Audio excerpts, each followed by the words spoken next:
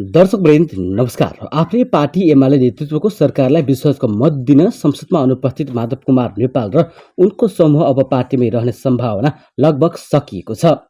27 वैशाखको प्रतिनिधि सभाको बैठकबाट प्रधानमन्त्री केपी शर्मा ओलीले विश्वासको मत नपाएपछि राष्ट्रपति विद्यादेवी भण्डारीले संविधानको धारा 76(2) बमोजिम दलहरूलाई मिलिजुली सरकार गठनका लागि आह्वान गरेका छन्। 30 वैशाखको समय सीमा दिएर गरिएको आह्वान अनुसार 2 वा 2 भन्दा बढी दलहरूले प्रतिनिधि सभामा कायम रहेको सदस्य संख्याको बहुमत जुटाएर नयाँ सरकार बनाउन नसके संविधान अनुसार प्रतिनिधि सभामा सबैभन्दा ठूलो दलको हैसियतमा नेकपा एमाले अध्यक्ष केपी शर्मा ओली पुनः प्रधानमन्त्रीमा नियुक्त हुनेछन् र संवैधानिक व्यवस्था अनुसार प्रक्रिया अघि बढ्दै जानेछन्। यसअघि 5 पुस 2077 प्रधानमन्त्री ओलीले प्रतिनिधि सभा विघटनको घोषणा गरेका थिए। प्रधानमन्त्रीको सिफारिसमा राष्ट्रपति भण्डारीले पनि नयाँ निर्वाचनको मिति घोषणा गरेकी थिइन्, तर सर्वोच्च अदालतले यसलाई असंवैधानिक ठहर गर्यो। 5 पुस यता सत्तारूढ घटना नेकपा दुई चिरामा विभाजन भइसकेको थियो भने 23 फागुनमा सर्वोच्च अदालतको फैसलाले सत्तारूढ दल नेकपाको एकीकरण बन्द गरिदियो। 3 फागुन 74 माओवादी केन्द्रको समर्थनमा ओली प्रधानमन्त्री बनेका थिए। ओली नेतृत्वको सरकारबाट माओवादी बाहिरिएर प्रधानमन्त्री विरुद्ध गठबन्धनको मोर्चामा लागे पनि सरकारमा दिएको समर्थन भने फिर्ता लिएका थिएनन्। त्यस बीचमा प्रधानमन्त्री ओलीले 19 वैशाखमा संसदमा विश्वासको मत लिने निर्णय गरे। त्यसपछि भने 22 वैशाखमा माओवादीले सरकारलाई दिएको समर्थन फिर्ता लिन बाध्य भयो। 23 फागुनमा सर्वोच्च अदालतले नेकपाको एकता बदर गरे यता वरिष्ठ नेता माधव कुमार नेपाल समूहले एमालेमा समानान्तर गतिविधि गर्दै आएको छ। कानुनी रूपमा अहिलेसम्म पनि नेकपा समूह एमालेमै छ, तर एमाले प्रवक्ता प्रदीप गेवालीका भनाइमा माधव नेपाल समूहले प्रतिनिधि सभामा अनुपस्थित रहेर अक्षम्य अपराध गरेको छ। तर नेपाल समूह भने पार्टी एकता बचाइ राख्न र प्रधानमन्त्री केपी शर्मा ओलीलाई एकताका लागि दबाब दिनका लागि अनुपस्थित हुने निर्णय गरिएको बताउँछन्। नेपाल समूहले यस्तो दाबी गरे पनि उनीहरूको पछिल्लो निर्णयले नेपाल समूह एमालेमा रहने सम्भावना लगभग समाप्त भएको बताइन्छ। तर पनि नेपाल पक्षका 28 सांसदलाई तत्काल कारबाही गरिहाल्ने पक्षमा भने ओली पक्ष देखिँदैन। सरकार गठनको प्रक्रिया सुरु भइसकेकाले उनीहरूलाई कारबाही गर्दा विपक्षी गठबन्धनलाई सहयोग पुग्ने भएकोले नेपाल समूहलाई कारबाही गर्ने विषयमा केही समयलाई ओली हच्किएका हुन्। तर नयाँ सरकार गठन भएपछि नेपाल समूहका सांसदलाई कारबाहीका लागि ओली ढिला नगर्ने देखिन्छन्। यस्तो नाम उल्लेख नगर्ने शर्तमा ओली पक्षका एक नेता भन्छन्। नेपाल समूहका सबैलाई एकै प्रकृतिको कारबाही नहुने संकेत भने ओली पक्षले गरिसकेको छ। ती नेताका भनाइमा 28 सांसदले भने पार्टी संसदीय दलको व्हिप उल्लङ्घन गरे पनि त्यहाँ खेलेको भूमिका अनुसार कारबाहीको भागीदार बन्नुपर्ने देखिन्छ। सामूहिक राजीनामा गर्ने नेपाल समूहको तयारीलाई दोस्रो पुस्ताका नेताले रोकेका छन्। यस समूहका 20 सांसदले राजीनामा गरेको भए कांग्रेस माओवादी गठबन्धनलाई सरकार बनाउन सहज हुन्थ्यो। बहुमतका लागि अहिले 136 सांसदको समर्थन आवश्यक पर्छ। 20 जनाले राजीनामा गर्ने हो भने झण्डै 126ले नै बहुमतका लागि पर्याप्त पुग्छ। नेपाल समूहमा रहेका युवा तथा क्षमतावान नेतालाई आफूतिर ल्याएर उक्त समूहलाई एक्ल्याइँदै कमजोर बनाउने रणनीतिमा ओली लागेका छन्। सुरुमा 40 जना सांसद रहेका भनिएको नेपाल समूहको संसदमा अनुपस्थित हुने निर्णय अवज्ञा गर्दै 7 जना सांसदले सरकारका पक्षमा मतदान गरेका थिए। 2 चैत्रमा अध्यक्ष ओलीले पार्टी कार्यालयमै नेता नेपालसँग कुराकानी गरेका थिए। त्यसपछि होटल मेरियटमा 2 पटक र अन्य नेताहरूसँग मार्फत पटक पटक ओली नेपालको संवाद भएको छ। माधव नेपाल समूहले उठाउँदै आएको मुख्य मुद्दा हो 2 जेठ 2075 को अवस्थामा फर्कनु। सैद्धान्तिक रूपमा यो विषय ठिक भए पनि अब त्यतातिर फर्कन सम्भव नभएको ओली समूहको अडान रहेको छ। यस्तै नेपाली कांग्रेस र माओवादी केन्द्र सम्मिलित गठबन्धन सरकारका लागि जनता समाजवादी पार्टी जसपामा देखिएको मत विभाजन बाधक बनेको छ। जसपाका महन्त ठाकुर र राजेन्द्र महतोले सत्ता गठबन्धनको नयाँ प्रयासमाथि आपत्ति जनाएका छन्। जसपा अध्यक्ष महन्त ठाकुर र अर्का अध्यक्ष उपेन्द्र यादव पक्ष 2 भागमा विभाजन हुँदा नयाँ सरकार निर्माणका लागि अल्झन खडा भएको हो। अब नयाँ सरकार गठनका लागि कांग्रेस र माओवादीलाई सिङ्गो जसपाको साथ आवश्यक छ, तर जसपाको ठाकुर पक्षले नयाँ सरकार निर्माणको पक्षमा नरहेको जनाएको छ। अध्यक्ष ठाकुरले वक्तव्य नै निकालेर नयाँ सरकार गठन प्रक्रियामा सहभागी नहुने बताएका छन्। राष्ट्रपतिजीले 2 वा 2 भन्दा बढी दल बहुमत प्राप्त सदस्यले सरकार बनाउन सक्ने भनेको छ। जसपाका वरिष्ठ नेता राजेन्द्र महतोले भने त्यसमा जसपा पार्टी सरकारमा जाने छैन। जसपा सरकारमा जाँदैन भने कुनै पनि व्यक्ति सरकारमा जान्छु भनेर जान पाउँदैन। यहाँ राष्ट्रपतिजीले पार्टी पो बोलाउनु भएको छ। एमाले अध्यक्ष केपी शर्मा ओली नेतृत्वको सरकारले विश्वासको मत लिन नसकेको जानकारी संसद सचिवालयले गराए लगत्तै राष्ट्रपति विद्यादेवी भण्डारीले संविधानको धारा 76(2) अनुसार 3 दिनभित्र बहुमतको सरकार गठनका लागि आह्वान गरेकी छिन्।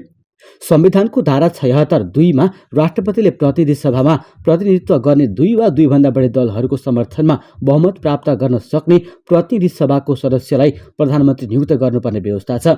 कानुनविदहरूका अनुसार संविधानको धारा 76 को 2 ले 2 वा 2 भन्दा बढी दलको बहुमत खोजेकाले सांसद थपाथप गरेर बहुमत पुर्याउने कुराको अर्थ छैन। त्यसैले नयाँ सरकार निर्माणका लागि जसपाको औपचारिक विभाजन र एमालेका झलनाथ खनाल माधव नेपाल पक्षको संसदको राजीनामा अनिवार्य बनेको छ।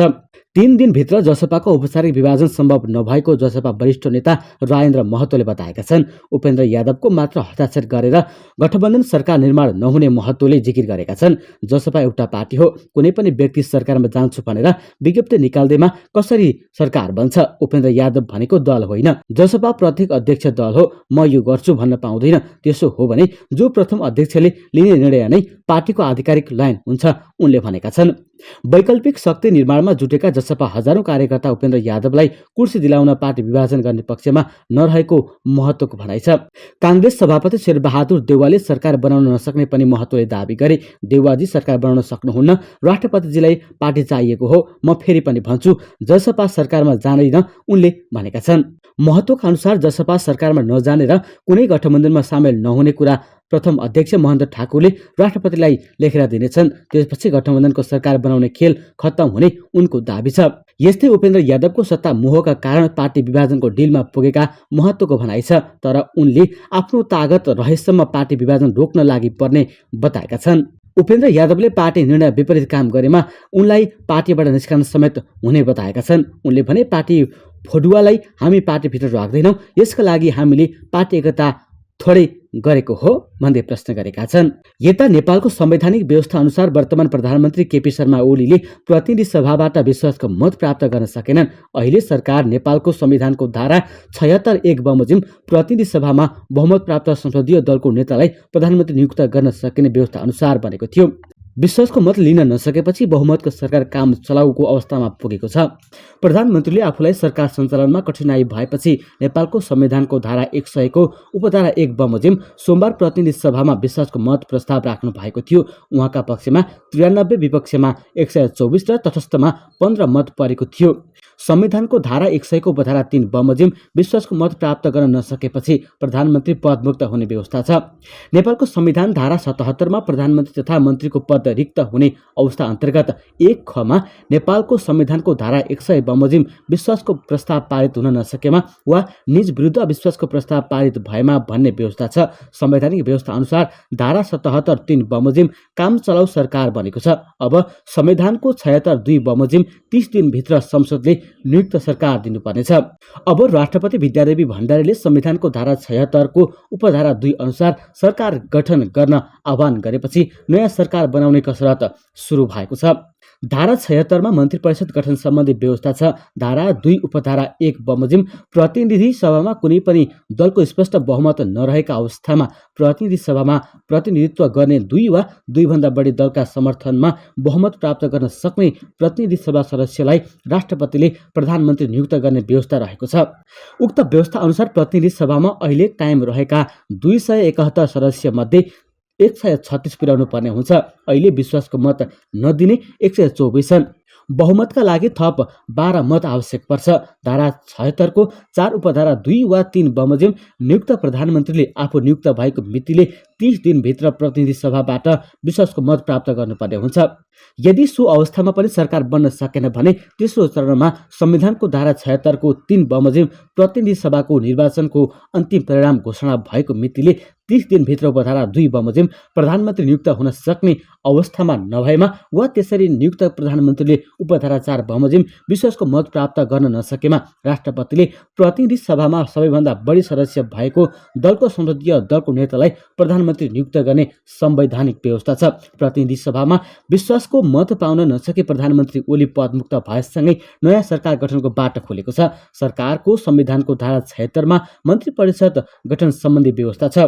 धारा 76 मा मुख्यतः 4 ढंगले मन्त्री परिषदको गठन हुने व्यवस्था गरिएको छ। धारा 76 को 1 मा प्रतिनिधि सभामा बहुमत प्राप्त संसदीय दलको नेतालाई राष्ट्रपतिले प्रधानमन्त्रीमा नियुक्त गर्ने र निजका अध्यक्षतामा मन्त्री परिषदको गठन हुने व्यवस्था छ। मौजुदा प्रतिनिधि सभामा कुनै पनि दलको स्पष्ट बहुमत छैन। एउटै दलको बहुमत नहुँदा धारा 76(1) अनुसार प्रधानमन्त्री नियुक्त हुने अवस्था संसदको गणितमा देखिँदैन। प्रतिनिधि सभाको सबैभन्दा ठूलो दल नेकपा एमालेसँग 121 सांसद छन्।